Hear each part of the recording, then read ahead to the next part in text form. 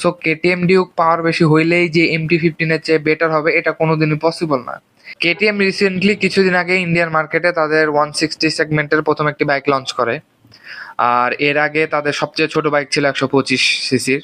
KTM Duke নিয়ে আজকে আমি বেশি কথা বলবো না। এর একটা কারণ হচ্ছে এটা বাংলাদেশে লঞ্চ হবে কি হবে না, লঞ্চের কি অবস্থায় আছে এর কোনো আপডেট জানা যায়নি, এবং বাংলাদেশের লঞ্চ হইতে আমার মনে হয় অনেক দেরিও হবে।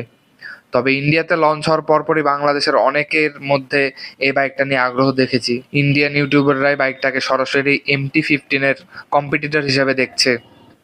এর কারণ তারা দিচ্ছে হচ্ছে এটাতে নাকি 19 PS পাওয়ার দেওয়া হয়েছে। তো এই বাইকটা নিয়ে আমি একটু নিজের মতো করে মতামত দিতে চাই। সেটা হচ্ছে ভাই, পাওয়ার বেশি হইলেই যে সেটা MT-15 চেয়ে বেটার হবে এটা কোনোদিনই সম্ভব না। এর একটা মূল কারণ হচ্ছে VVA টেকনোলজি। যেই বাইকে VVA টেকনোলজি আছে আর বাংলাদেশের মানুষের যে চিন্তাধারা যে আমার পাওয়ারও বেশি লাগবে, মাইলেজও বেশি লাগবে, তো সে অনুযায়ী বাংলাদেশের মার্কেটে MT-15 অথবা R15কে বিট করার কোনোদিনই পসিবল না। এমন যদি হইতো যে পাওয়ার বেশি থাকার কারণে সে বাইকটা বেশি বিক্রি হয়, তাহলে আজকে সুজুকি GSX-S আর GSX-R মোস্ট সেলিং বাইক হইতো এবং সবচেয়ে পপুলার বাইক হইতো। অথচ এখন আমরা GSX-S বাইকটা দেখতেই পাই না। হ্যাঁ, GSX-R বাইকটা মানুষের অনেক পছন্দ, অনেকেই পছন্দ করে, আমারও পার্সোনালি ভালো লাগে।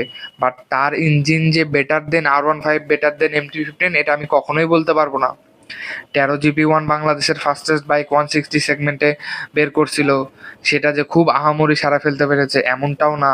মানুষ টাকা থাকলে R15 আর MT-50 দিকেই যায়। ভাই MT-15 VVA টেকনোলজি থাকার কারণে সে 55 মাইলেজ দেয় অনেক সময়। আমার ফ্রেন্ড সেদিন আমাকে মেসেজ দিয়ে বলছে যে সে নতুন R15M কিনেছে, সেটাতে সে নাকি 55 করে মাইলেজ পাচ্ছে, আর ওটা টপ স্পিড 153। মানুষ টাকা না থাকলেও সেকেন্ড হ্যান্ড R15 MT-15ই বেশি খোঁজে, কারণ ওটা হচ্ছে সবচেয়ে টেনশনলেস বাইক বাংলাদেশে। সো কেটিএম ডিউক পাওয়ার বেশি হইলেই যে MT-15 চেয়ে বেটার হবে এটা কোনোদিনই পসিবল না।